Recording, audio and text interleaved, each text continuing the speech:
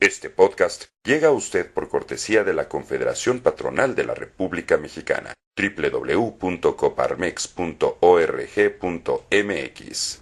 Estimados amigos, a pesar de la tensión política y los graves incidentes que se dieron a lo largo del proceso electoral, millones de mexicanos asistieron a las casillas este 4 de julio para ejercer su derecho al voto y elegir a sus gobernantes.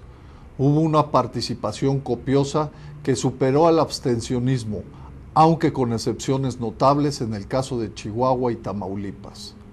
Quedó demostrado que la participación ciudadana es el mejor medio de que disponemos para defender y consolidar la democracia y un poderoso mecanismo para impulsar cambios en México a nivel municipal, estatal y nacional. En estados donde bajó significativamente el abstencionismo, se favoreció la alternancia en el poder, que fortalece nuestro sistema democrático. Ahora, el cambio de signo partidista, que tendrá lugar en 6 estados, tiene que convertirse en cambios efectivos en beneficio de los ciudadanos. Para asegurar que los candidatos ganadores cumplan sus promesas, necesitamos mantener activa la participación ciudadana. Hay que seguir combatiendo las prácticas antidemocráticas que fueron una constante durante las campañas y reformar nuestro sistema electoral.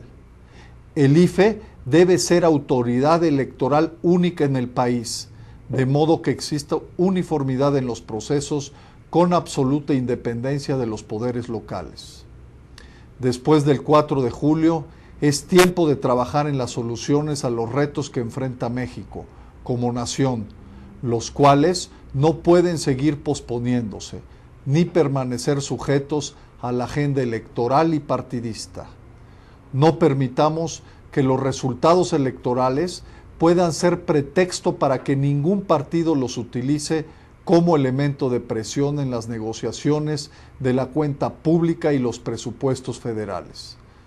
No es válido que, ahora, con el pretexto de las elecciones del 2011 en 5 estados, se pierda otro año más sin las reformas estructurales en materia económica, política y de seguridad, que los políticos nos deben a todos los ciudadanos.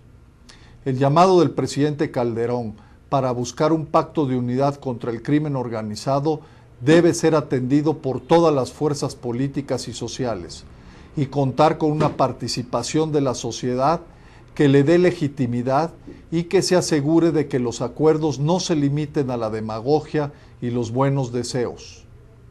Los mexicanos estamos cansados de las descalificaciones, de los arreglos a espaldas de la sociedad y de la cortedad de miras que prevalece en la política nacional.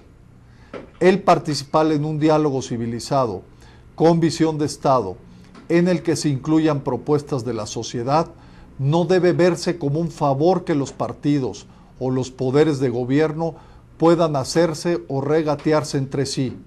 Es una obligación que tienen frente a los ciudadanos. La defensa de las instituciones y del Estado de Derecho no pueden depender de la buena voluntad de ningún partido o representante popular. Es un deber constitucional que tiene que cumplirse sin esperar retribución alguna a cambio. Es su responsabilidad. Insistamos en que las debilidades de las instituciones y la amenaza de actores violentos que pretenden manipular la democracia por la vía de la fuerza va más allá de la competencia entre partidos políticos. Es un asunto de seguridad nacional que requiere de una respuesta firme y coordinada del Estado mexicano en su conjunto. No podemos seguir permitiendo que en México existan gobiernos locales que se dediquen solo a administrar y no a gobernar, dejando espacios abiertos al crimen organizado.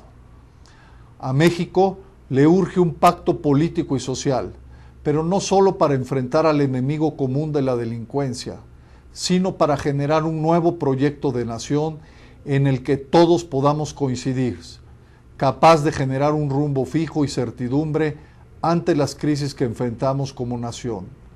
Inseguridad pública, violencia y penetración del crimen organizado en las instituciones del Estado y el tejido social, pérdida continua de competitividad e incapacidad para lograr un crecimiento económico sostenido de largo plazo que urge para paliar la pobreza y la desigualdad que padecen millones de mexicanos. Un sistema político que no está dando soluciones a las necesidades de la población, estancado en la competencia electoral y sin capacidad para procesar acuerdos. Un sistema educativo que no está a la altura de las necesidades y las aspiraciones de nuestra gente.